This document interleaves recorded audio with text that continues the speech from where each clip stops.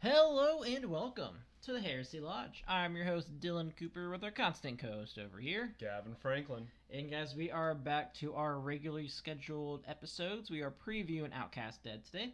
Before we get into that, we have alcohol we need to talk about. Yes.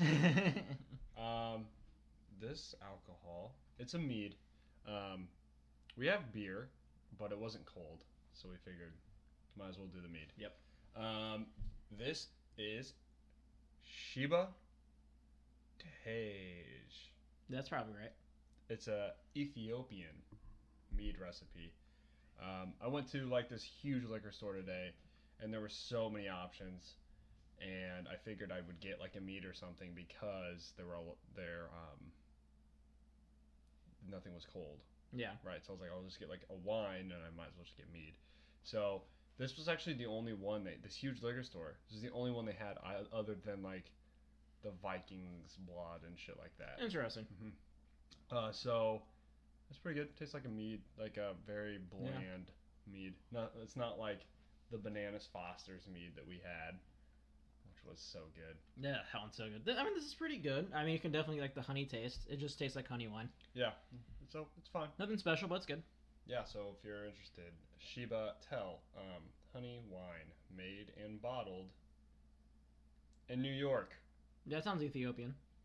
14% though.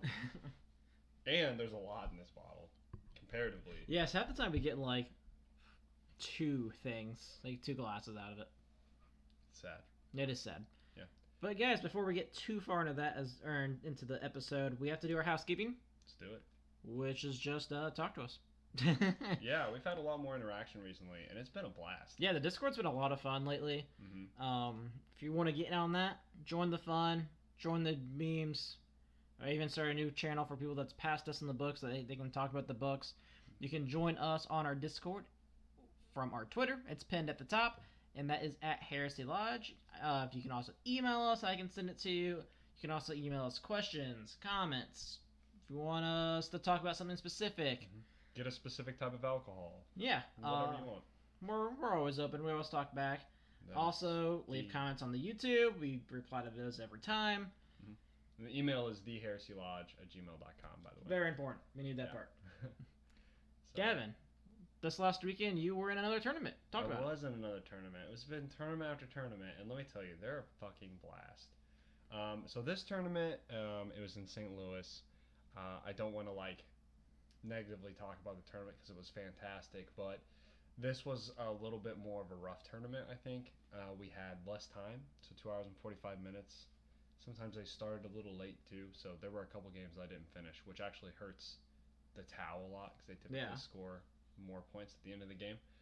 So I think I went 3-2 was my record this time, and let me tell you, this weekend it was way more intense than the one in Orlando, which I thought was actually going to be reversed. Yeah, that's weird. Yeah, so this week there was Mechanicum and Drukhari. A lot of it. I had 5 opponents. 2 of them were Mechanicum, 2 of them were Drukhari. Faced 1 Blood Angel.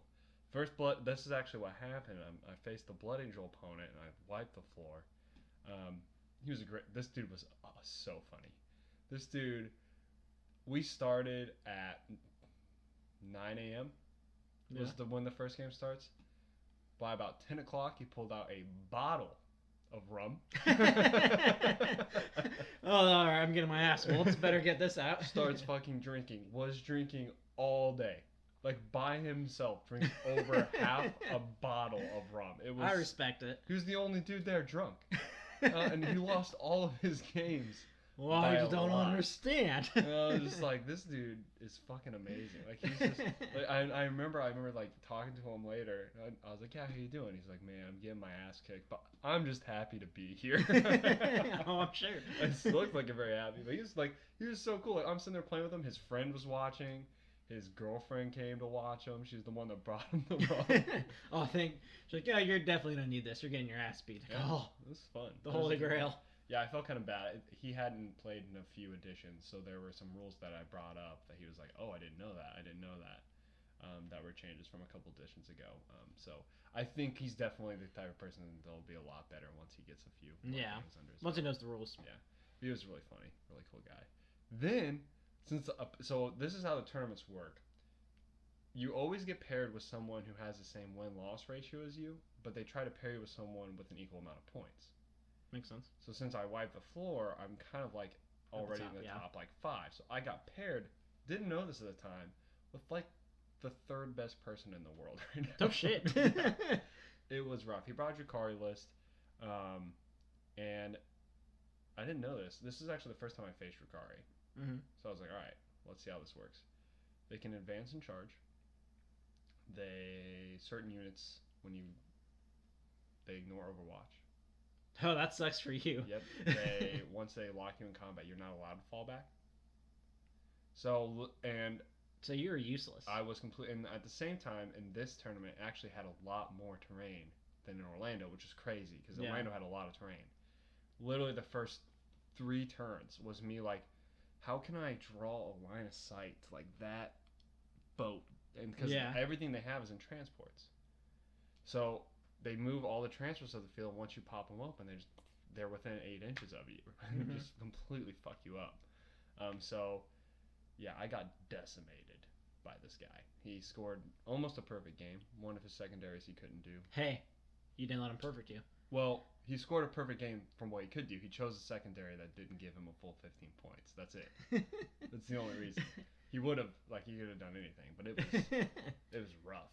But he gave me a lot of pointers, like how to face those lists. Yeah. So I faced Drakari the next game, lost that one too, because like at that point, like there's just not a lot I can do in a lot of these circumstances. But it was a much closer game. I think that ended up being like 68 to low 70s. Like it was really close. Yeah.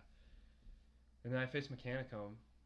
I think Tower's still shootier. Everyone says that the Mechanicum is like the new shooty army. Now, granted, I didn't face the insane lists that they come up with, but actually, the guy that won the U.S. Open in Orlando, Siegler, I faced his list. Oh, interesting. And I beat it. Yeah, so obviously it wasn't piloted by Siegler, but, and that game was really close. So my last opponent, really cool dude. The problem we had was like we were just having a good time. And we ran out of time because we kept talking. We only did 4 rounds, and we had to like talk through the 5th round. And I ended up winning by like 5 points.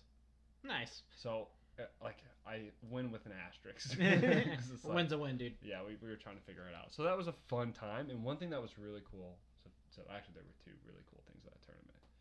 First is they had a apocalypse game. So it was 2 teams and it was like a huge table. They put tables and tables together, and literally what would happen is one team had one side, the other team had the other side of the table, and I don't know how apocalypse games were scored, but it was 2-day long game. Jeez. So they had like huge fucking titans like all over the place at this table, and they were fighting each other. That's awesome. Like, tons and tons of tanks, and like they were keeping score. Like I said, I don't know how it scored, but it was so fucking cool to just look up to see like Eldar Titans. Yeah, you just see those giant things. Yeah, and fucking like some people would make Titans out of like cardboard. And I was like, that's cool. Yeah, that's like, awesome. Yeah, but it just was fucking sick. And then there was like a dude that was like playing Imperial Guard. He didn't bring Titans. He just had like 50 fucking tanks. And he had them like all right there. He was like, yeah, fire, everything there. It was nuts. Hope I don't roll a 6s when this blows up. It was fucking crazy.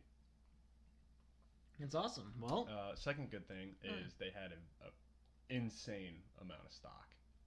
What pisses me off, they had the Hexfire box, and we had pre-ordered the Hexfire box, and we hadn't got it yet. No, that was a whole thing we can talk about. Yeah, it was a very whole thing. Yeah. But they had so many fucking units. I tried to look for a unit for you that I couldn't find. Like Caldor Drago. One thing they didn't have. They had I'm on the lookout for him. If anyone knows a spot. Yeah, you know where to order it from. But it's been pretty crazy, and they had a third-party vendor there as well that sold all the cool shit. So I bought a bunch of terrain that we're very excited to use in our battle reports coming up soon. Probably starting next week, I think is when we'll start doing the battle reports. And then they had dice bags with all of the like symbols of the armies on Oh, them. that's cool. They had objective markers with all the symbols of the army, but they were like mats, so you know when you're competing for the objective. Oh, that's really instead of cool. having them. Oh, that was so awesome. And sometimes opponents would have those, and they were amazing because like you didn't have to like measure all the time and guess. Like if you were on the mat, you were competing the objective. Nice. He sold dice. He sold just like anything you can think of, like specific to your faction, and T-shirts and stuff like that. That's sick. Yeah, so I was a huge fan, and they were really cheap, really good, really well priced stuff. So that was my experience in St. Louis. It was a lot of fun. I stayed in a really jank hotel. And that's St. Louis. Good time. All right, well, let's get into The Outcast Dead. Yeah.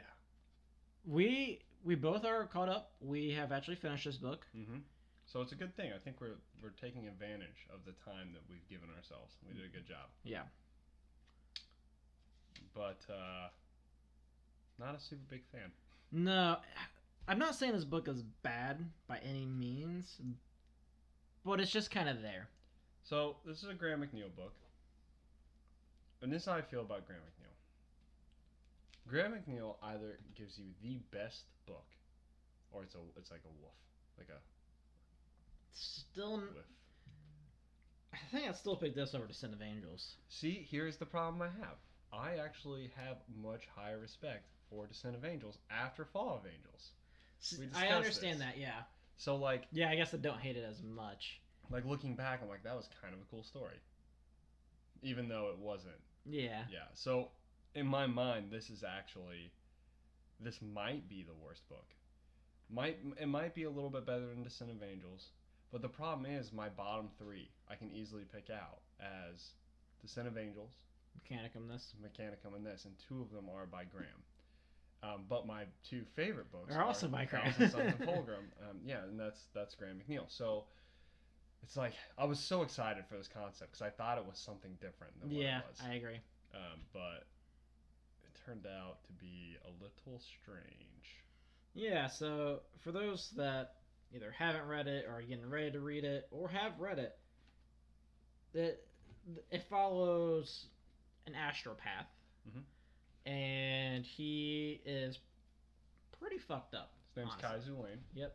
And he was part of the Ultramarines, and he was on the ship, and it went through this like crazy warp storm, and everyone but him and the navigator died. And he blames himself the whole time. Like he actually loses his power, which I really don't even know what his power is other than just being able to be a fucking radio.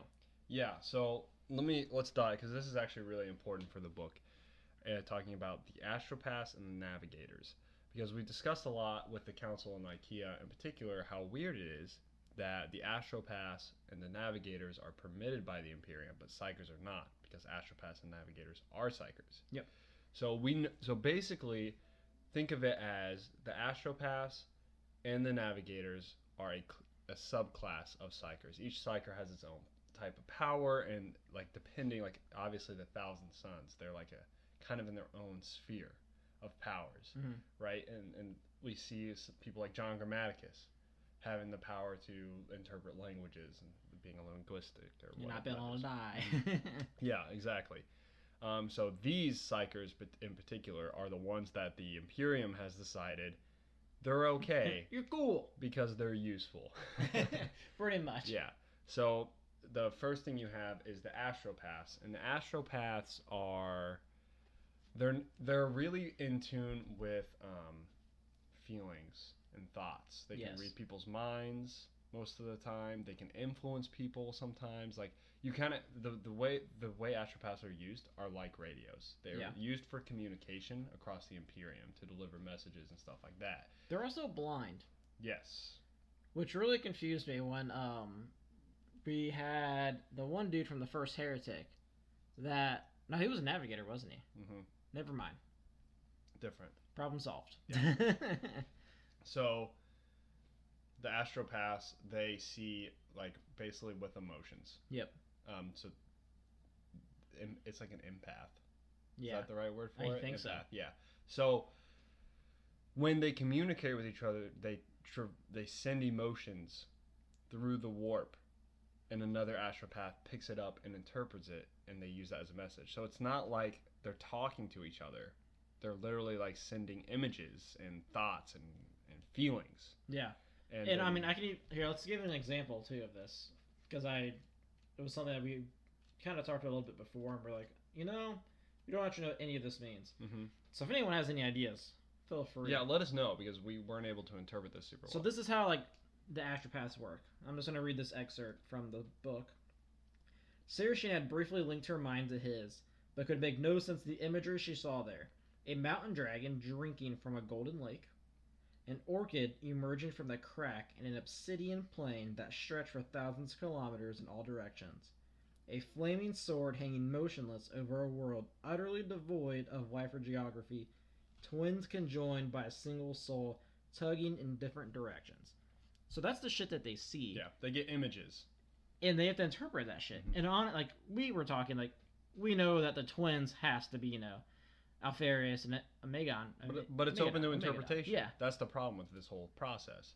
So the way the Astropaths kind of function is they have like basically like books, and they go through training to know like what images to send to mean what message. Yeah. Right, because they can't send words, which is weird to me. Because if you can send an image, just send words. Yeah. In my mind. Dude, a picture's worth 1,000 words. I know, right?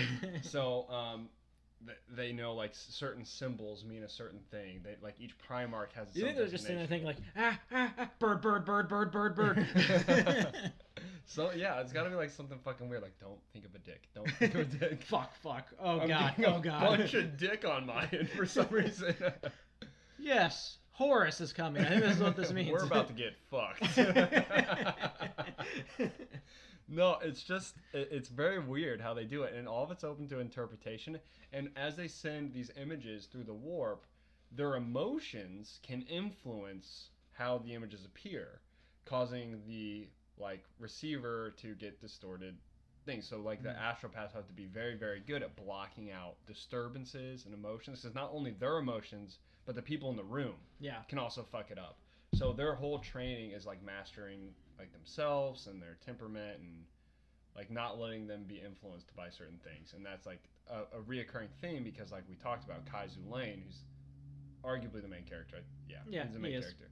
He lost his powers after the incident from the Ultramarine ship. The Argo. Remember the Argo. And so he has to go kind of redo the training of putting up his mental walls, basically. Right. So that's the Astropaths. I think we did a decent job. Yeah, I mean, what we said was about a third of the book. Pretty much. It's pretty crazy when they do all of that. It is cool that they're blind. So Kaizu Lane has augmetic sight. Yeah. So he has implants in his eyes. Yeah. Yeah, but they are blind. And then you move into the sect. So we can talk a little bit more about the Astropaths, I think.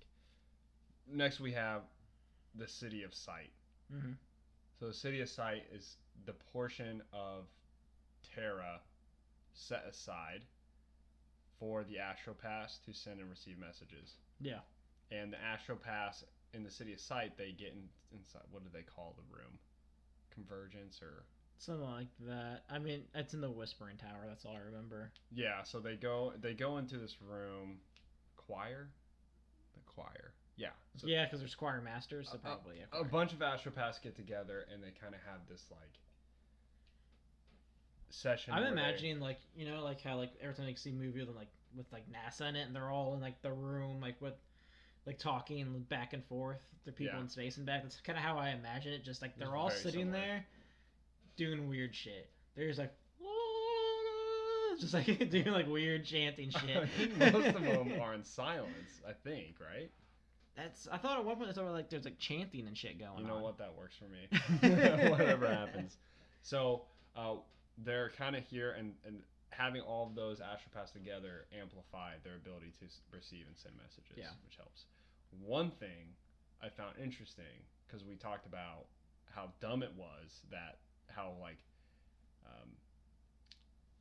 dumb it was that the Imperium screw the Thousand Suns, but then kept the Astropaths and them still operating. Yeah. But they don't have the same freedom anymore.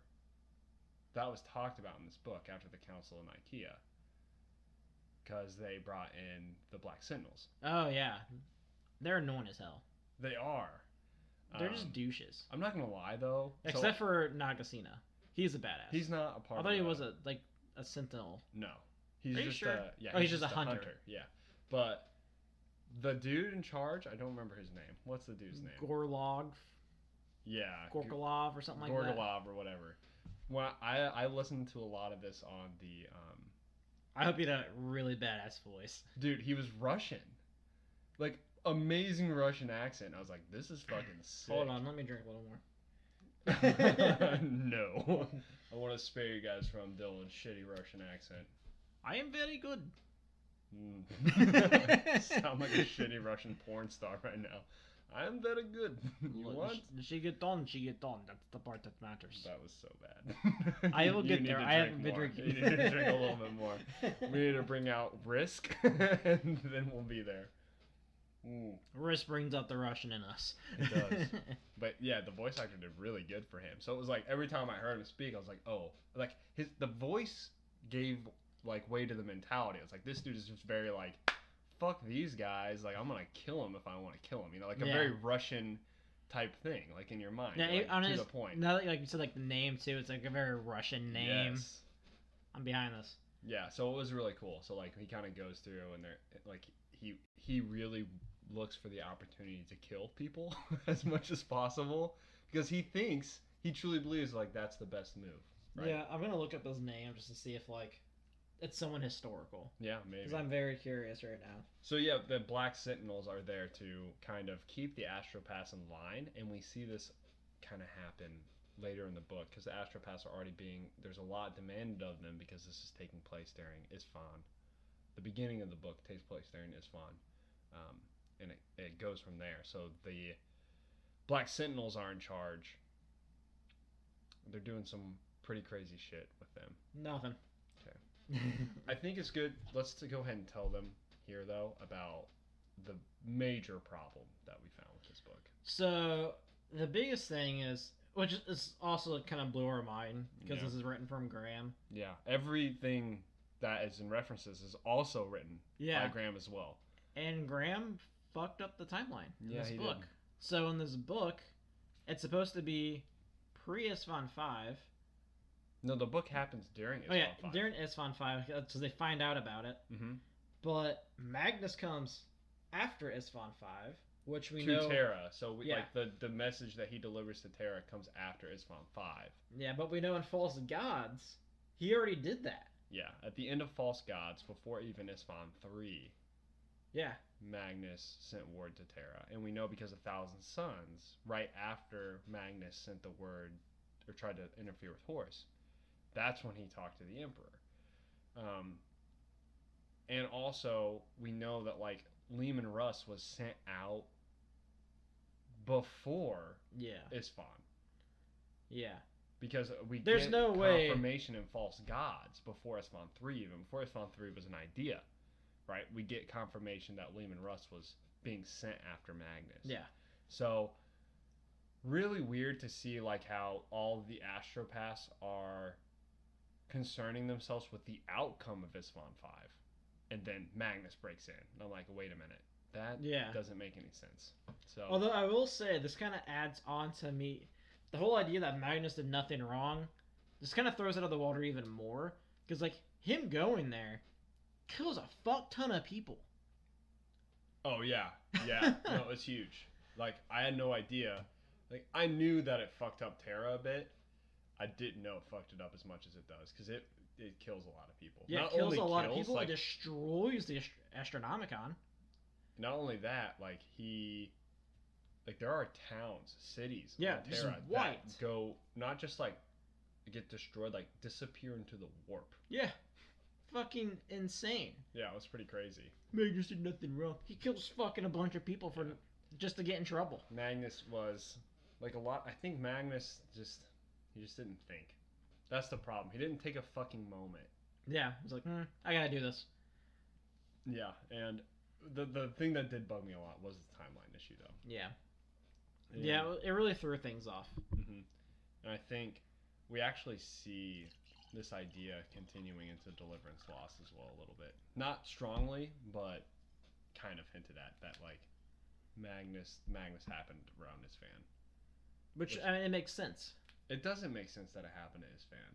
Oh, I thought you were saying that it's on 3, like around then. Because that would make a little sense if it was like around that time span. It makes sense if it's before Isfon 3. I agree, but if it was like as Isfon 3 is happening, like It'd sure, be okay, because as long as they haven't received word yet that Horus had betrayed them. Exactly, yeah. And so here we're in this really weird thing. It's like, why would the Emperor send Lehman Russ and the Space Wolves after Magnus for just fucking up? Yeah, because at that point he should know that at least Magnus is loyal at this time. Mm-hmm. He's an idiot, but he's still loyal.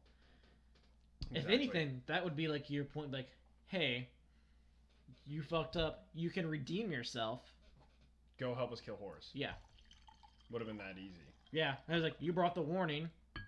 You're on the job. Yeah, and we know that from Thousand Sons that it was kind of like he tried to stop Horus, and we saw that scene of false gods, and then immediately after goes to try to warn the Emperor. Yep. I need to go back in Thousand Sons to like figure out how long the preparation for that took, but I don't think it was like. I think it was like months. a week or 2. Yeah, I don't think it was months. No. And at the same time, they just had to get more bodies in there to kill. At the same time, I did verify in False Gods just before this that before Isfon 3, we get confirmation that Lehman Russ is on his way to stop Magnus. And like one of the things I was thinking was maybe it's just warp fuckery, but that's a lot. Didn't make the timelines didn't add up there. So that was an inconsistency, I think, that I've thought about a lot. I'm like, it's not an inconsistency. Maybe I'm just thinking wrong, but it's an inconsistency. Yeah. I think it would have been one thing too, like when we were like interviewing Graham, if we had already read this, be like, you know, I know you said you wouldn't want to go back and like change anything, but like, what about like on this book? Like, why did the timeline end up like this? Maybe he has a good and like an actual explanation for it, but I think he messed up. Graham, if you're listening, let us know, please. And like, we're not holding it against you. I feel like we've kind of shit talked Graham a little bit in this episode. Graham, we love you. We do love you. You're fantastic. It's not. Please come back on. yeah. Well, I feel very bad, but yeah. That's one of the big things that I disliked about this book. Yeah. But you know, if someone can make sense of it, let us know. Another inconsistency I found. So that's kind of like the first part of the book. Yep. But I think we need to backtrack a little bit before we go to the second part of the book to talk about the navigators, because we only touched on the Astropaths. We went on a long tangent like we normally do. We're so bad. We were like, okay, we're going to cover point A and point B. But point A has subpoint, Yep. and then we wind up on point D. And then somehow we're just laughing about something fucking random. Yeah, exactly. Dylan's trying to do a Russian accent over here. I'm getting it. Do not worry. The navigators. So basically the navigators, they are able to see into the warp. Yeah, they have a third eye. They do. I did not realize that. You don't remember who played the Psyker in our like D&D Warhammer 40k game? Ooh. Was it Cassie? It was Cassie. Yeah. So remember they had the third eye thing where a beam came out of it? No, I remember her dying super early and then not wanting to come back to life and you getting super shitty because she wasn't paying attention. No, Kelsey died super early. Kelsey died super early, too. She was too. the first one to die. Cassie didn't die till the second to last game, I think. You killed her. I died twice. I don't remember anything. You were the Necron dude that killed her, remember? Oh, yeah. Yeah, that's funny. She wasn't paying attention. She didn't have the rock. Oh, yeah. See? I knew what was happening. Yeah, it was super fucking annoying. But anyway,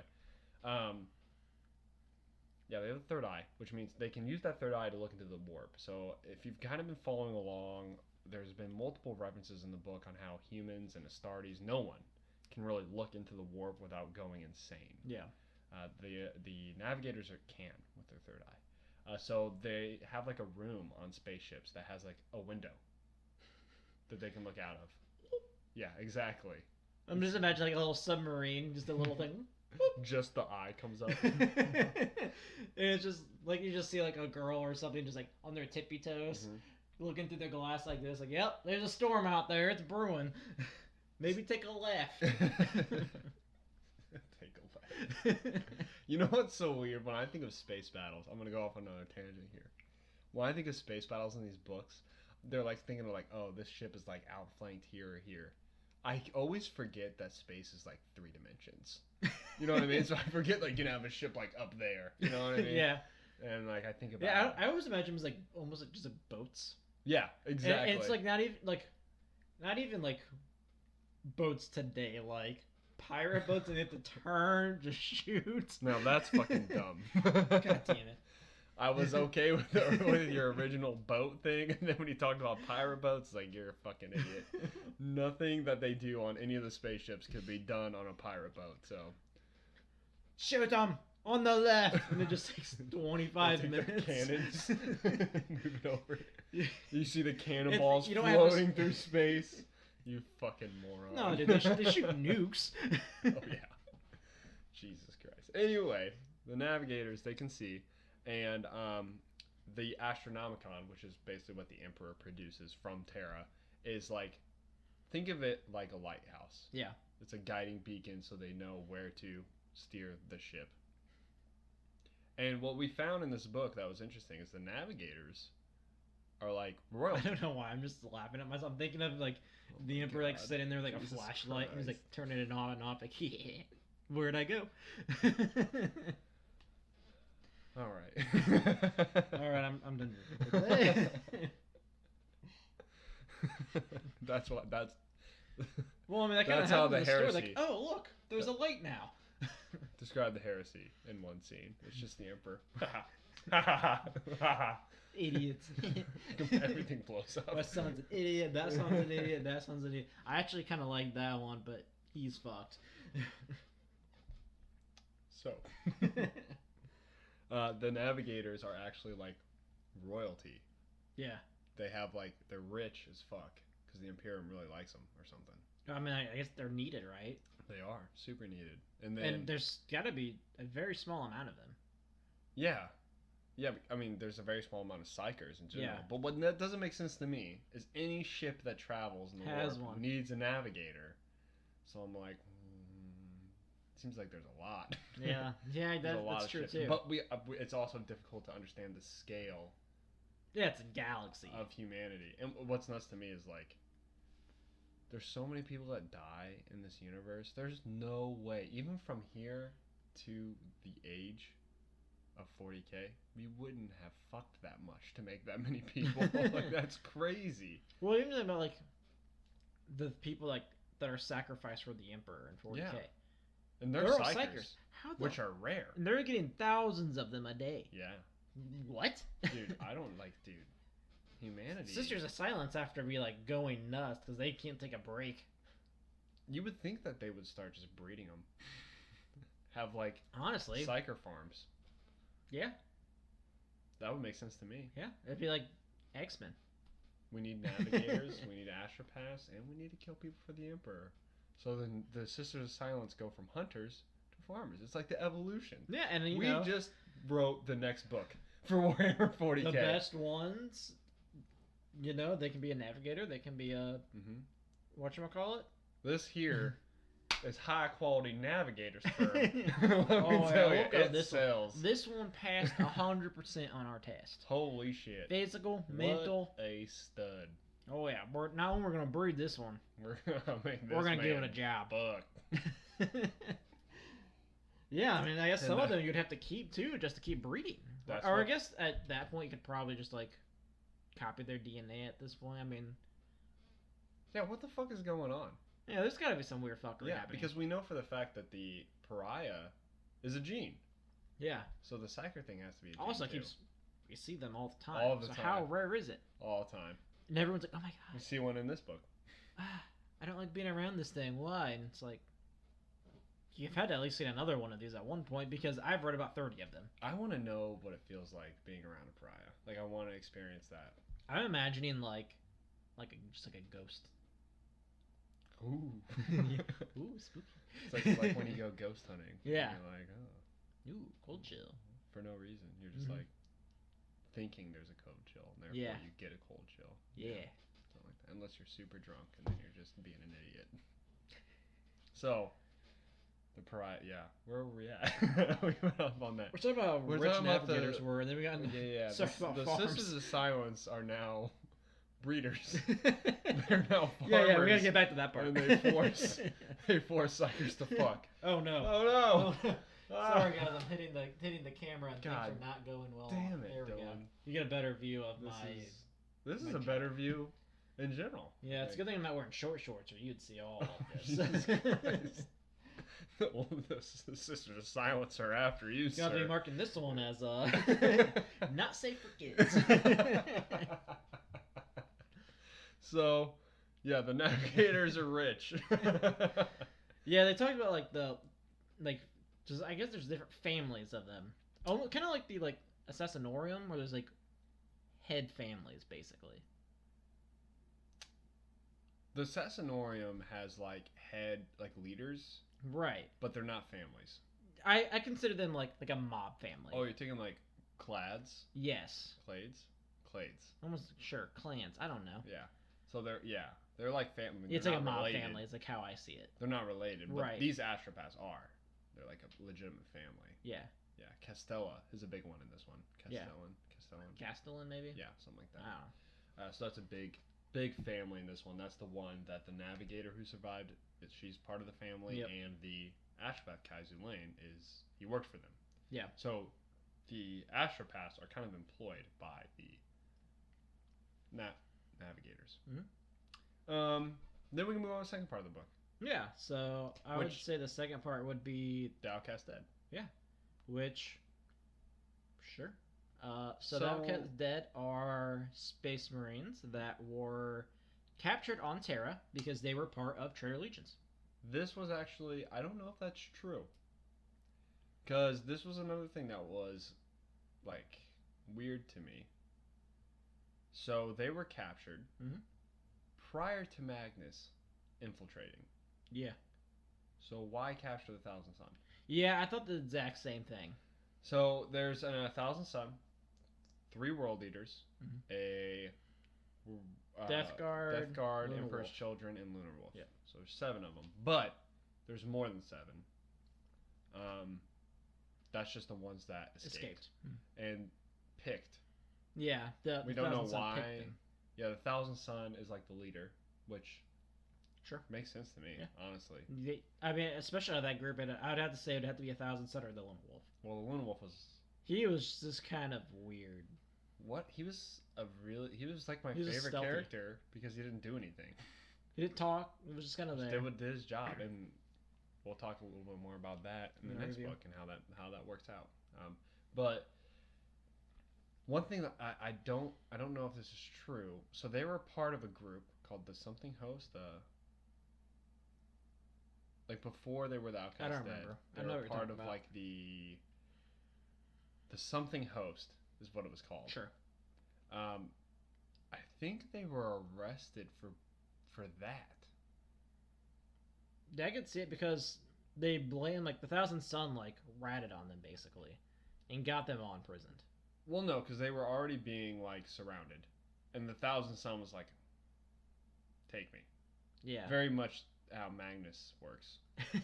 You know what? Until they throw. So no, never mind. I changed my mind. Yeah, which is exactly what this guy did.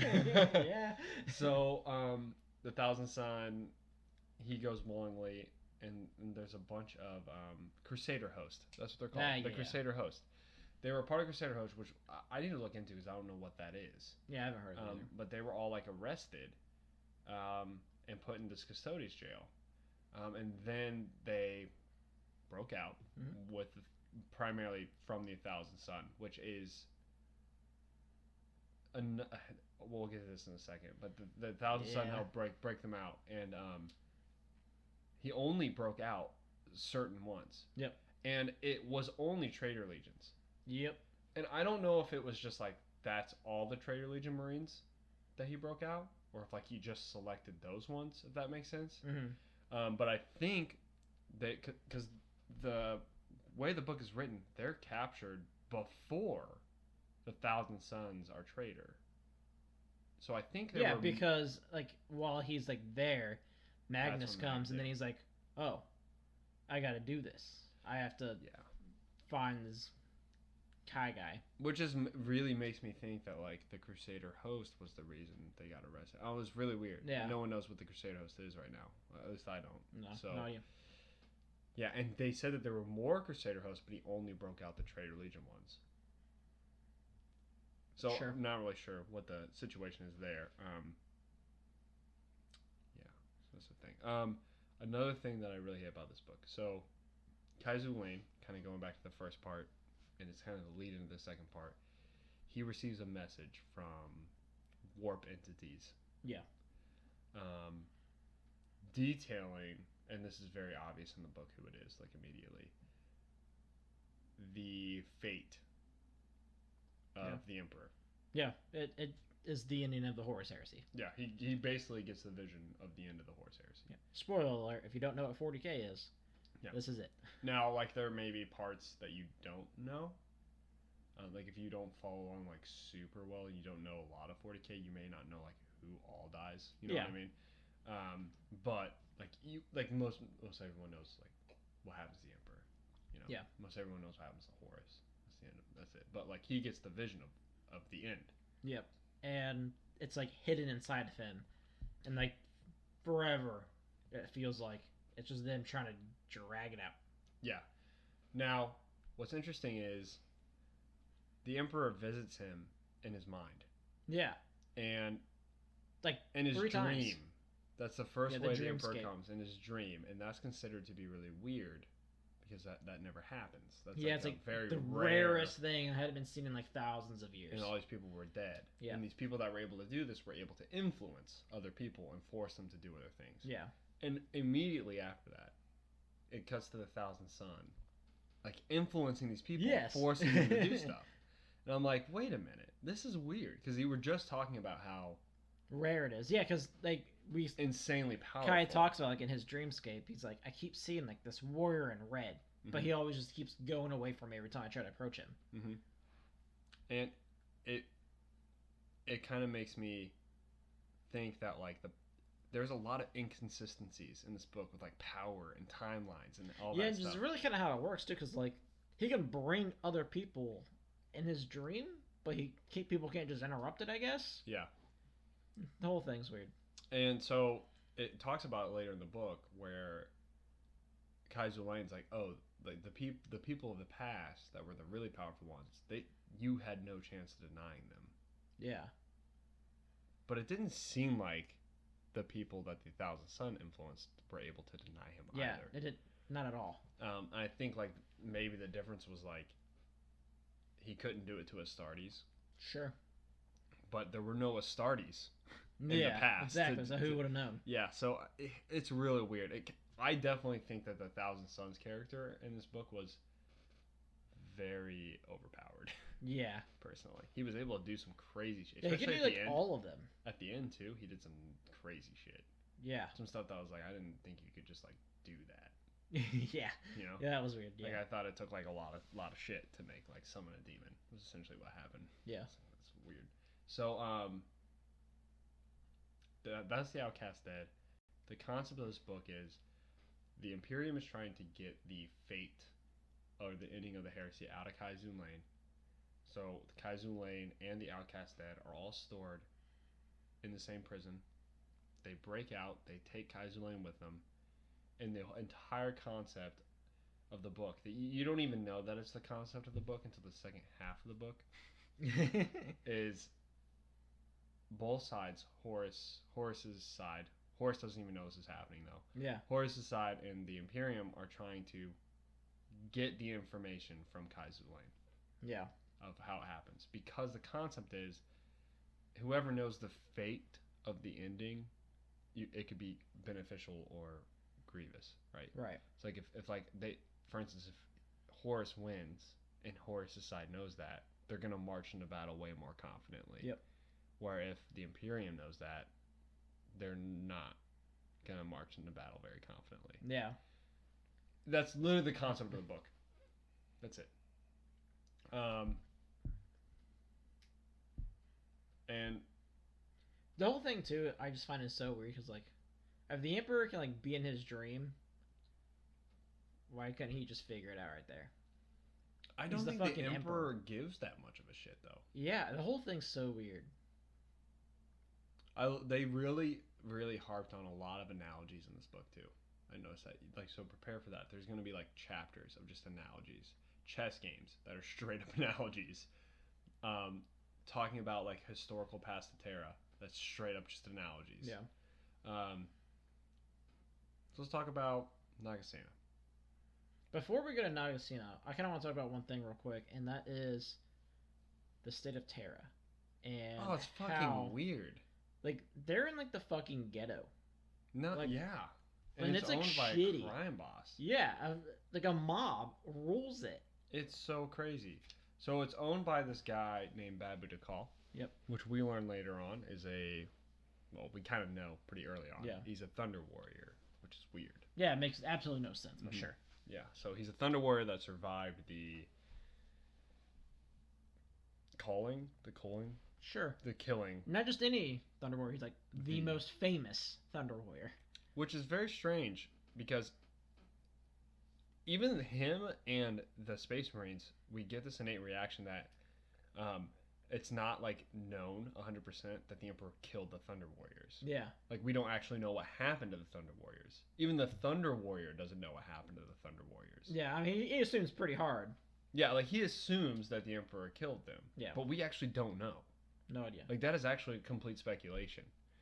And like, he's going through this like problem where his body's falling apart. Yeah. Because the Thunder Warriors' genealogy didn't work like the Astartes. Mhm. It was as powerful, or not as powerful, but it didn't work. And I think it's just kind of weird. Yeah, it's really weird. He's like running this gang in the city. Yeah, and it's like crazy. Like, they're like a really fucked up gang too. Like, at one point, like, they try to rape the Navigator. They're trying to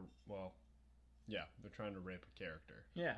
And it's just like, what the hell? Like, legitimate rape too. It's not even like, oh, are they about to rape this girl? Like, yeah. They're like pulling off like her belt, and she just has to use her shit.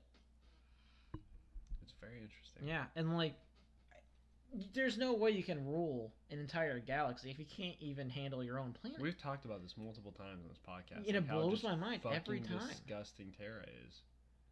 And this isn't even like on the other side of Terra. This is right outside the palace. Yeah, this is right outside the palace, like literally like, next door to the Whispering Tower. Mm-hmm. Because like the whole thing is crazy. Yeah, and the gang, basically, this Babu Dakal is running this whole thing to try and help him. Yeah. Survive his body decaying. He's trying to figure out answers, which may fall into his lap in this book. Who knows? Yeah. No idea, honestly. Who knows? We talked about this so many times. Like, the Emperor's in way over his head. Like, can he conquer the galaxy? Can the Chaos Gods give him the power to create the Primarchs and then use that to create the Astartes and then decide with the Mechanicum to conquer the galaxy? Yes. Is it gonna be a fun place to live? Yeah, I mean, no matter what, like, there's going to be shitholes. If your home planet is a shithole, how much of a shithole do you think Caliban is? Yeah, Caliban sucks. It sucks, man. Like, I mean, hell, even like not Prospero. Prospero is actually kind of nice. Fenris fucking sucks ass. they could use the Mechanicum of Fenris. They could use a lot of things at Fenris. Maybe a sun. Yeah, that'd be great. No, it's really fucking weird because this goes all the way back to Horus Rising. Yeah. When we see that planet come under attack and they're like, hey, like, we're having a good time. Yeah. Why are you fucking with us? Yeah, even like when they meet the is it the intersex? Or is that Fulgrim's? No, you're right. The Interrex. Yeah, the Interrex, and like they.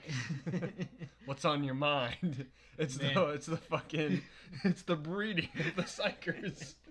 We gotta get more. Bring in the Intersex. But anyway, like we have like then like they like brought in like alien species. We're able to like really like hone in on themselves and like build like a strong civilization. That sounds like a great time. Whereas the Imperium, they're just like crush, kill, destroy. Sure, you're part of the Imperium And they're now. collapsing in on themselves. Yeah, like the whole thing, like it's meant to lose. Yeah. Like honestly, like Horus isn't even wrong. Throw the heresy aside. Let's say Horus remained loyal. The Imperium still sucks. Yeah, I mean you're still gonna have to go back through the planets that are no longer compliant because guess what? You haven't been there in 100 years. Who knows what the fuck's happening? And then you have to think about all the planets that Lorgar was going to near the Eye of Terror. Like, there were thousands of them. Yeah. That were, like, they just didn't even touch. Like, the Imperium was like, fuck it. Yeah, those places suck. Yeah, let's not go there. It's really weird to think about just how shitty of a place this all is. Yeah, everything.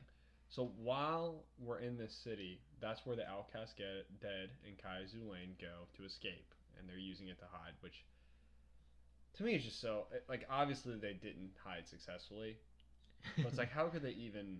Yeah, I mean how are 7 Astartes gonna hide? Yeah, and they did a decent job. Yeah. And that blows my mind. So as they go and hide, and all the shit's going down, the Imperium gets the help of Yasu Nagasena. He's a badass. He is really fucking cool. So he's a very Asian man. Yeah, his sword is Japanese. Yeah. That's what the name is. He's fucking cool. He's very wise. Mm-hmm. Which is why I think a lot of like readers will relate to him a lot because he's very much so like, why are we hunting these people? Why are we doing this? You know, it's like yeah. It's like what if these people aren't even traitors? Like you're just assuming they are because their legions are. He's asking questions that should be asked. Yeah, because at this point, like they literally like the World Eaters, the Thousand Sun, Death Guard, and the Luna. Well, I mean, I guess the Luna Wolf probably knows at this point that shit went bad. Yeah.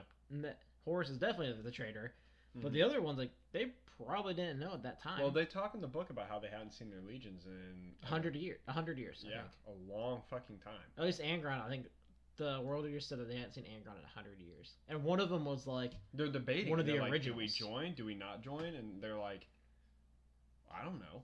Yeah. I haven't seen him in 100 years. Like maybe he is a piece of shit now. Maybe he has a reason. Who knows? Like they're completely out there. They have no idea. I did like how one of them was like, you know what? I'll go, and if he's a piece of shit, I'll kill him.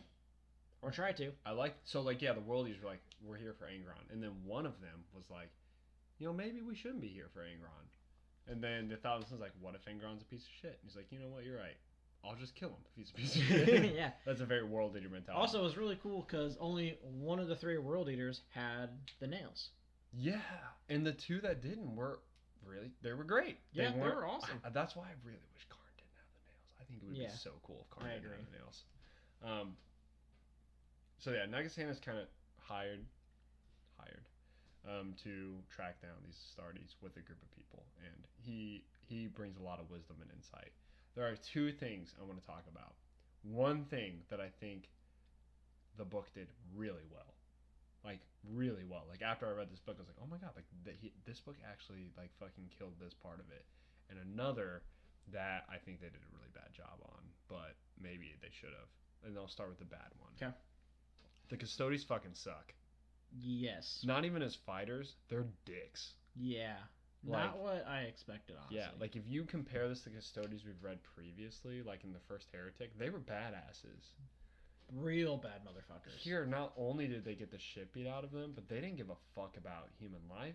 They didn't give a fuck about... They, like, wanted to kill. Which isn't, like, Custodes to me. Custodes, it's not like they're necessarily protectors of humans, because they're protectors They're of the supposed Emperor. to just be, like... like, they're so elite that, like...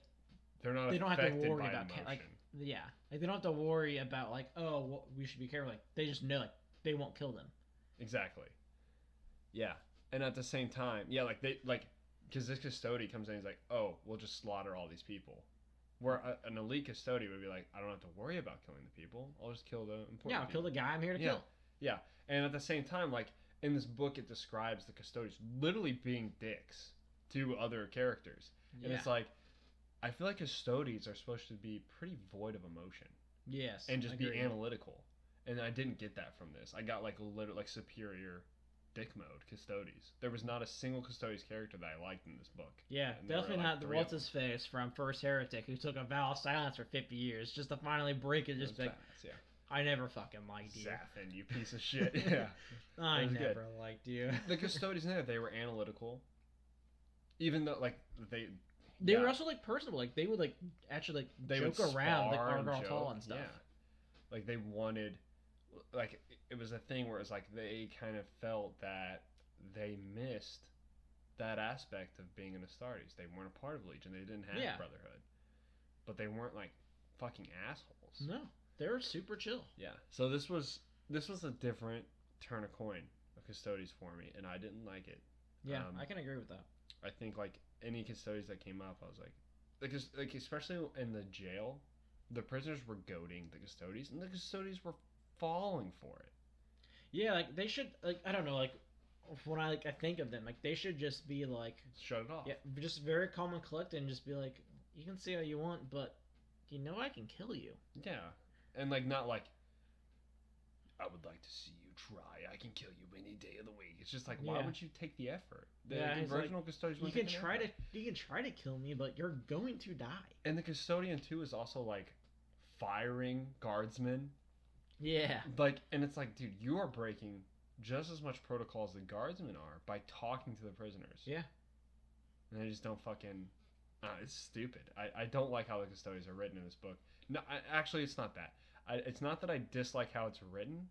This book may just make me dislike the Custodians. Like, that may be how they really are. You know what I mean? Which I hope not, because I like the book Stode's Army eventually.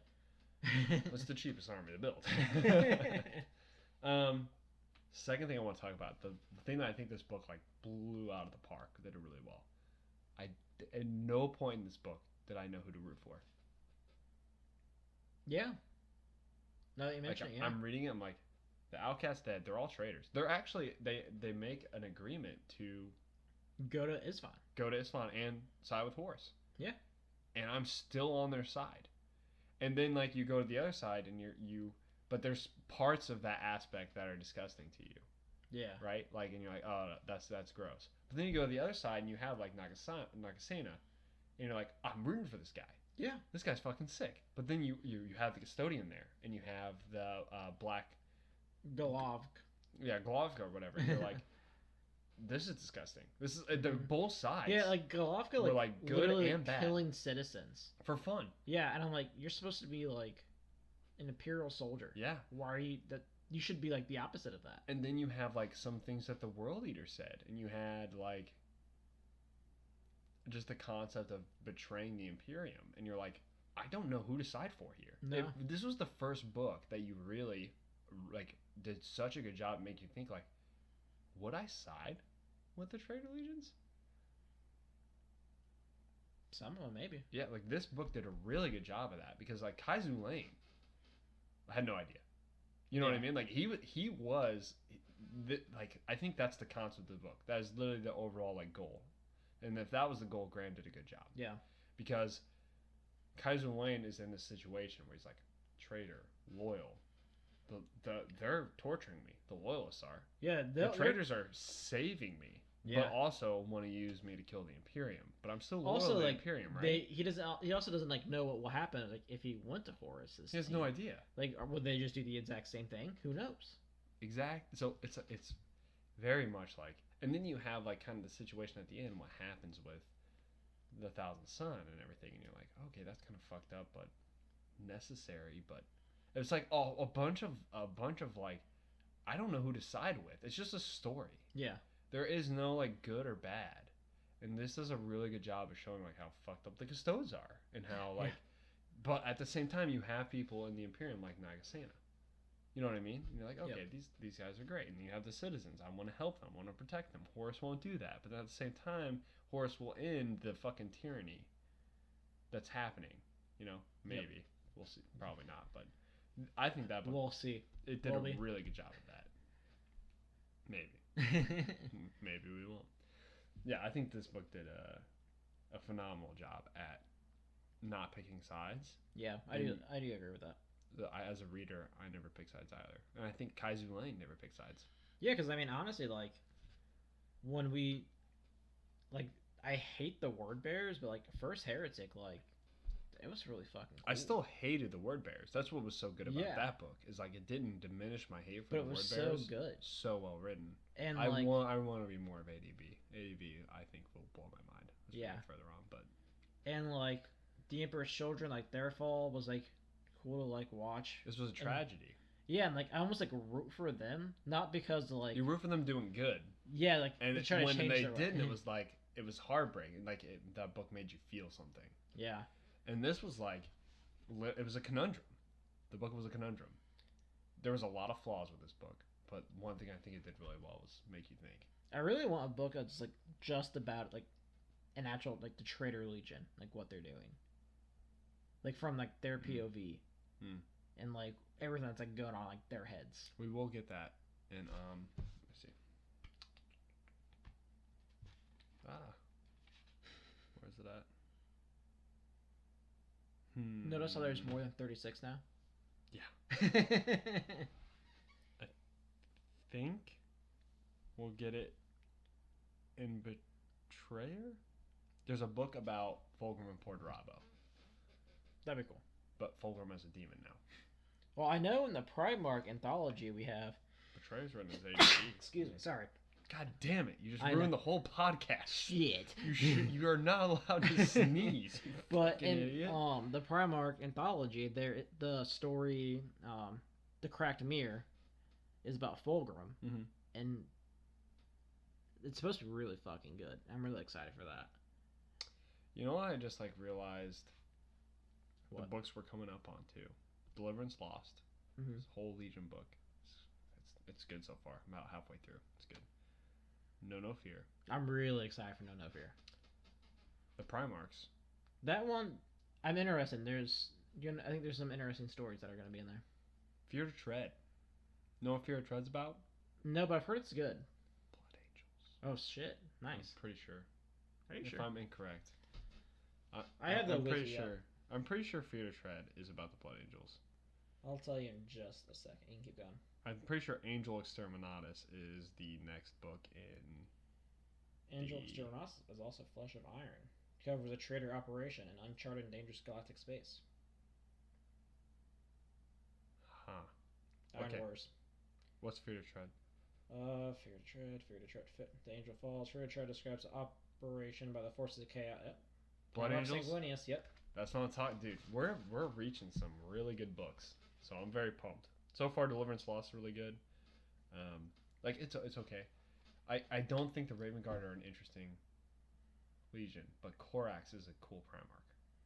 Well, hey man, if their Legion can be cool about everyone dying, I'm cool. I'm all about it. They just kind of like you would think there'd be a lot more about it, but Yeah. there's not. There's the Raven Guard. One of the things that's big about them is they're very much like what's in the past, we're moving forward. So you don't get a lot about that because that's like their Legion idea. Right. So it's kind of cool. And Corax though, he has so many lines. Like That's cool. Literally like basically all his I perspective. feel like we haven't had like it's just Primarch POV for a while. since Fulgrim. Yeah, because everything with Lorgar was always just like Lorgar was talking to us, not through him. Yeah. And also the Alpha Legion is so big in this book. Oh, dude, I can't wait. I And love me some holy Alpha fuck, Legion. It makes you realize that the Alpha Legion is probably they're insanely powerful. They're nuts. Are they going up the power ranking? Just like what they do, like literally the impact that the Alpha Legion has on the Heresy might be bigger than almost any other Legion out there. It's nuts. Hear me out. So Alpha Legion, they're about to go on a one-on-one. Half the other team just turns around like, well, fuck. Holy shit, there's so many Alfariuses here. Shit, you're Alfarius too? I love, who was it? Was it Thomac? Who the fuck was it in Discord that linked the thing that was, no, it was, Trainwreck? Trainwreck, yeah, he linked the thing that was, It was Zinch and, I gotta Alfarius. say, I'm a huge fan. It was like, that was totally how that happens. Great time. Join the Discord, guys. Yeah, it's Lots a lot of good fun. memes. I think we're about time, though, so. Yep, we are up. Guys, If you want to join the Discord, do that. You can find it pinned to our Twitter at Heresy Lodge. You can also email us, which is theheresylodge@gmail.com. When you email us, let me know what you want. You know, you got questions, comments, you just want the Discord link, that's fine. I'll send it over to you. Also, leave us reviews on Apple Podcasts. Leave us comments on the YouTube. Like and subscribe. Cool reviews recently. Yeah, we had a really cool one about our Graham McNeill interview that was commented. It was awesome. Anything else? We'll be back next week with our review of the Outcast Dead, and check the tubes. Yeah, we will be recording probably our first battle report. I don't know if we'll be doing a battle report. It might just be starting out. Yeah, I don't think we're doing a battle report this week, but next week we will definitely do that. But we've already released our first video regarding it, so yeah, kind of just an intro of what the plans are. Check it out.